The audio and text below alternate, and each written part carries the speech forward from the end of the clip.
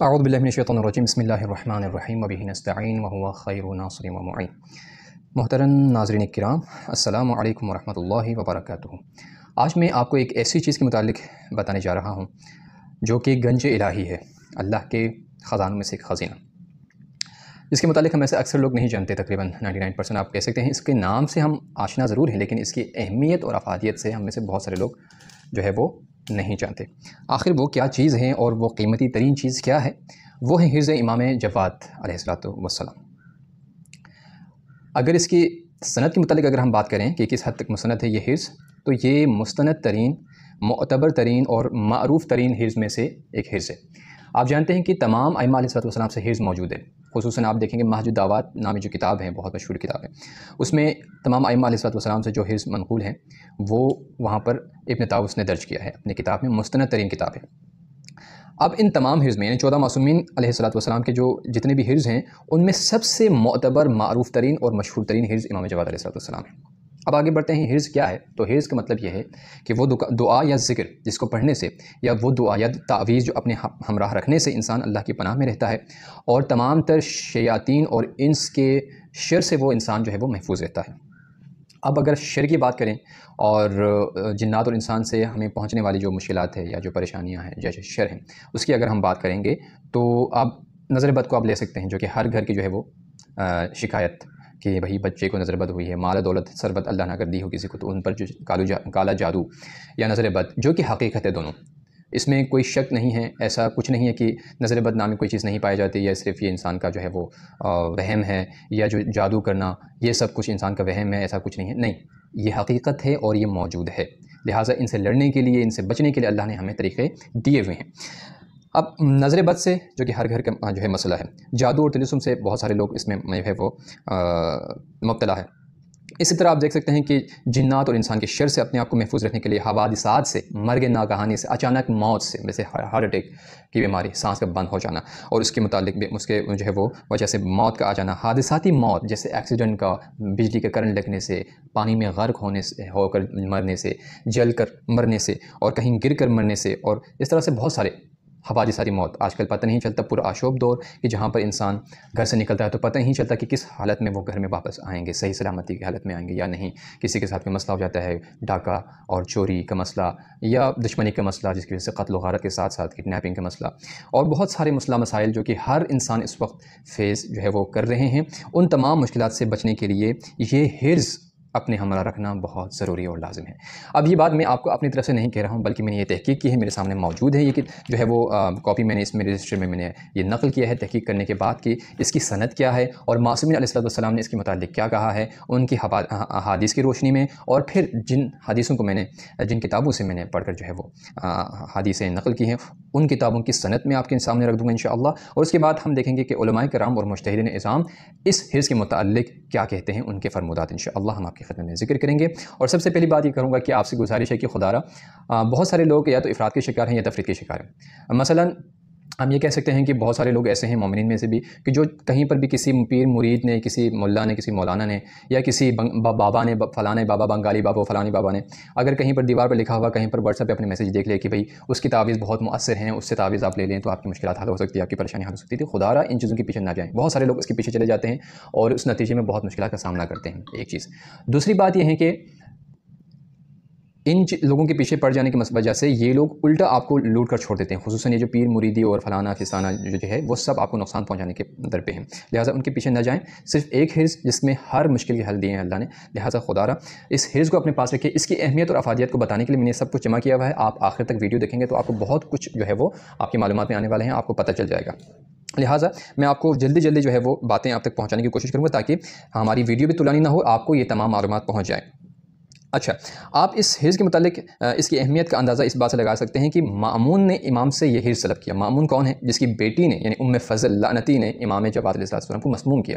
اور پھر یہ سوال پیدا ہوتا ہے یار پتہ تو ہے امام کو کہ اس کی بیٹی کی وجہ سے امام مسموم ہوں گے، اور اس کے باوجود امام نے اپنے دشمن کو کیوں حرز دیا؟ یہ ایک الگ سوال ہے، اس کا جواب بھی جو ہے وہ دینا ضروری ہے۔ تو میں بہت مختصر کر کے دے رہا ہوں کہ اگر امام نے مأمون کو اگر حرز دیا ہے تو وہ اس بنا پر دیا ہے کہ تمام معصومین اور ہمارے ائمہ علیہ السلام کی جو روش تھی وہ یہی تھی کہ وہ اسلام اور مسلمین کی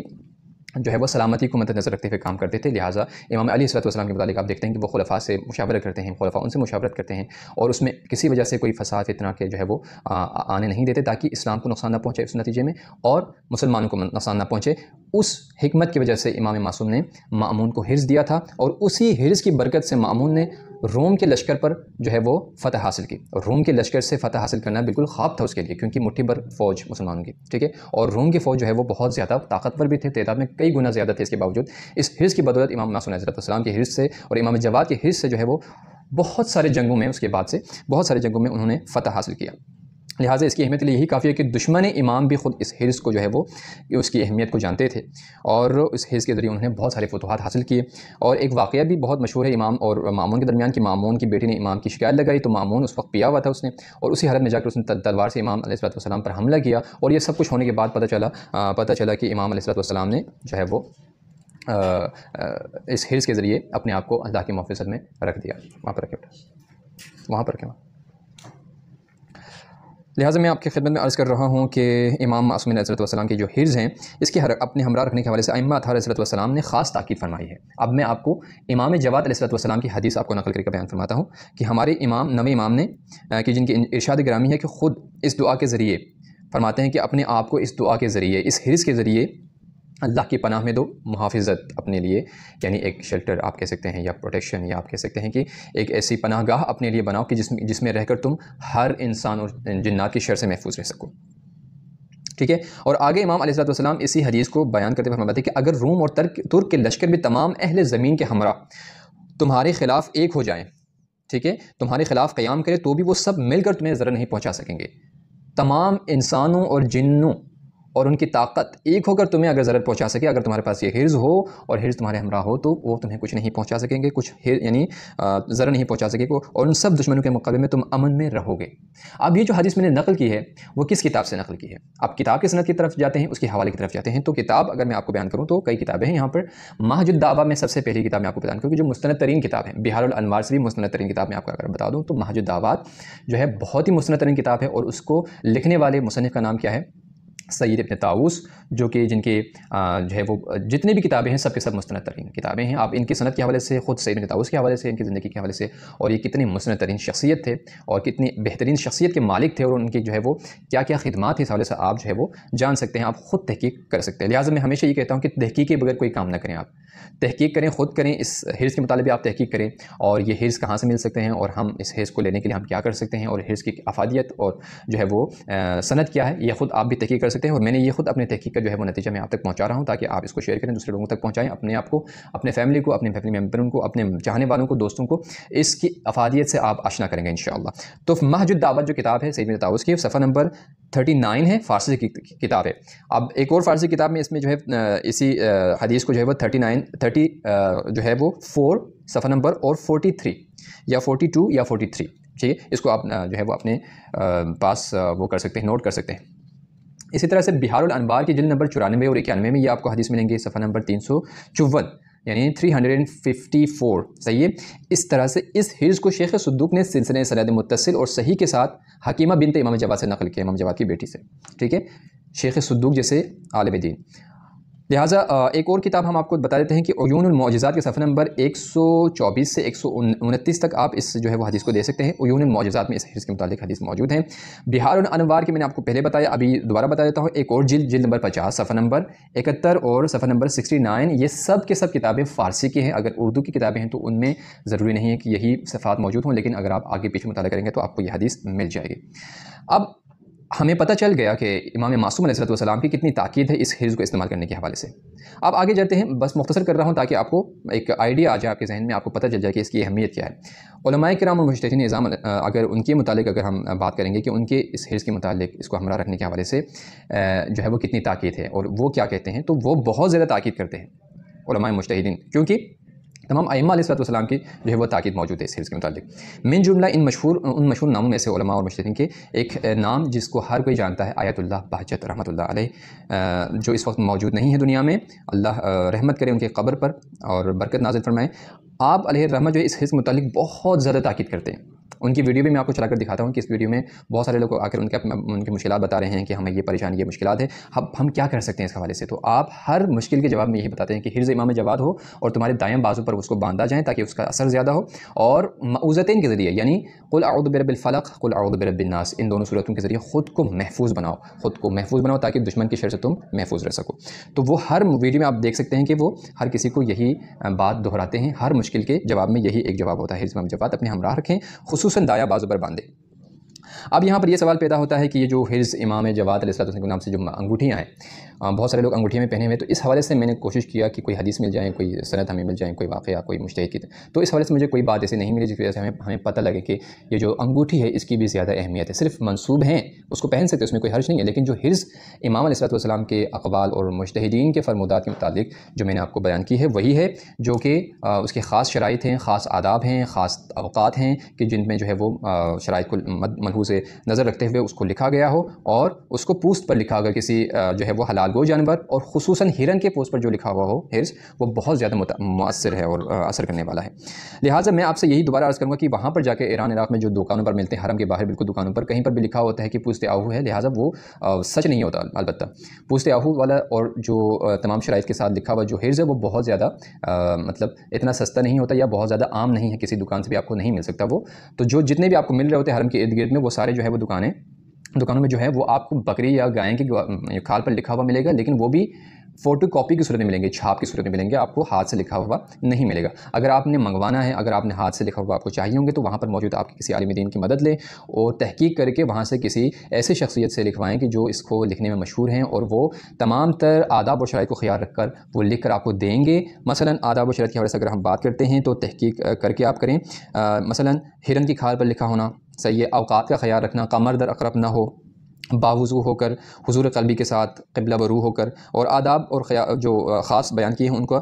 خیال رکھ کے لکھنا، اور اس کے بعد اس کو باندھنے سے پہلے، اس کو پہننے سے پہلے 4 رکعت مخصوص نماز ہیں حرز امام جواد کی، اس نماز کا پڑھنا، پھر اس کے بعد اس کو جو ہے وہ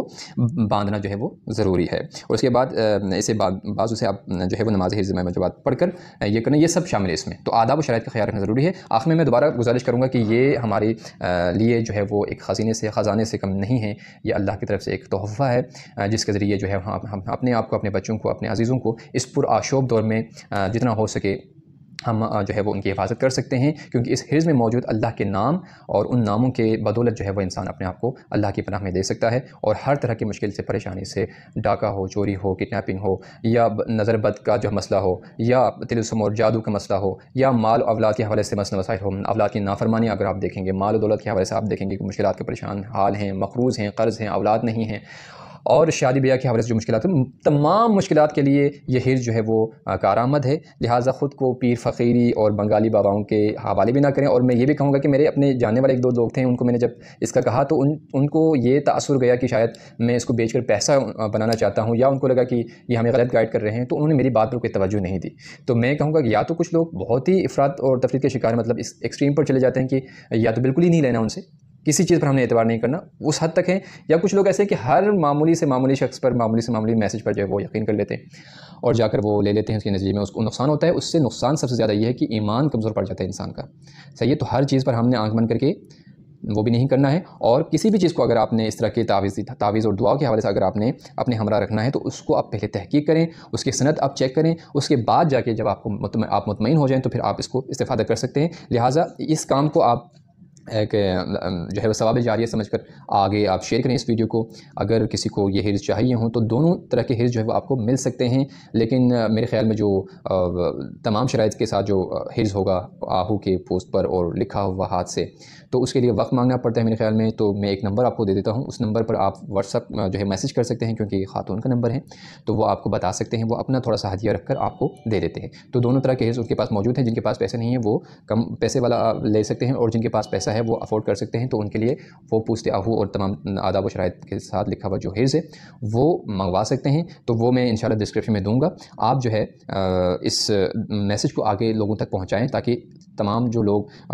پیر مریدی کے پیچھے پھر رہے ہوتے ہیں، بنگالی بابا کے پیچھے پھر رہے ہوتے ہیں، فلانی بابا کے پیچھے، فلانی ملا کے پیچھے، فلانی جو ہے وہ بندے کے پیچھے، کہ جو سب کے سب آپ کو دھوکہ دینے کے لیے بیٹھے ہوتے ہیں، ان کے پیچھے نہ جائیں۔ آپ مستند ترین چیزوں کی طرف آ جائیں، آپ تحقیق کی طرف آ جائیں، آپ محقق بنیں ان تمام چیزوں کے حوالے سے۔ لہٰذا آپ میرے لیے دعا بھی کیجیے گا کہ میں نے کوشش کر کے یہ سب کچھ لکھا ہے پہلے، پھر آپ تک پہنچانے کے لیے میں نے کوشش کی ہے، اور یہ حوالات میں نے آپ کو دے دیے ہیں، تو آپ خود بھی تحقیق کر سکتے ہیں انشاءاللہ۔ اپنے دعاؤں میں یاد رکھیے گا۔ اللہ نگہبان۔